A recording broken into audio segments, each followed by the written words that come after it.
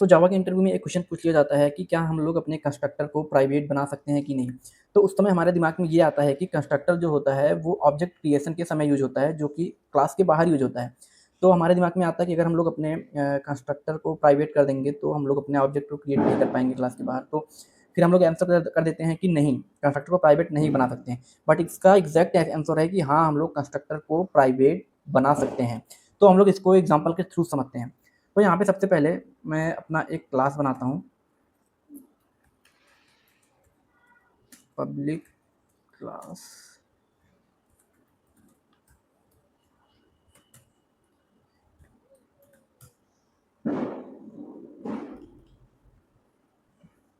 मैं अपने यहाँ पे एक क्लास में और बनाता हूँ, क्लास डेमो नाम का।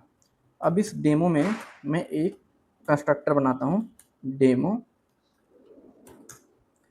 अभी मैं अगर मैं इसका ऑब्जेक्ट बनाना चाहूँ यहाँ पे,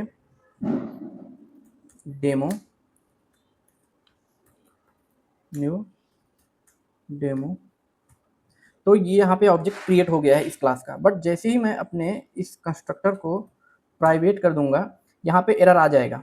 एरर का क्या आ रहा है कि the constructor demo is not visible. ये प्राइवेट है तो हम लोग अपने क्लास के बाहर इसको एक्सेस नहीं कर सकते हैं। तो हम लोग अपने कंस्ट्रक्टर को प्राइवेट तो बना सकते हैं, बट इसको क्लास के बाहर नहीं एक्सेस कर सकते हैं। तो इसको मतलब है कि हम लोग अपने उस क्लास का ऑब्जेक्ट उसी क्लास के अंदर ही बना सकते हैं, उसके बाहर हम लोग नहीं बना सकते हैं। लेकिन अगर अब हमें उस क्लास का ऑब्जेक्ट बनाना है, मेन फंक्शन में उसको एक्सेस करना है, तो हम लोग ये चीज़ कैसे करेंगे, तो उसको देखते हैं। तो इसके लिए सबसे पहले मैं यहाँ पे एक इंटीजर वेरिएबल लेता हूँ जिसमें मैं 10 स्टोर कर देता हूँ। तो सबसे पहले मैं यहाँ पे एक स्टैटिक फंक्शन बनाऊंगा। वो क्यों बनाऊंगा उसको हम लोग देखते हैं।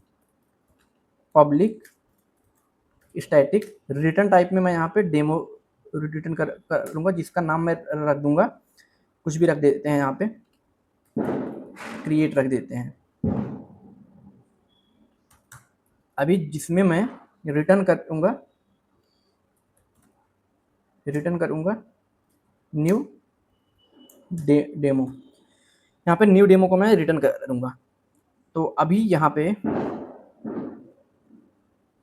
अगर हम डेमो डॉट क्रिएट यहाँ पे कॉल कर दें, क्योंकि ये स्टैटिक फंक्शन है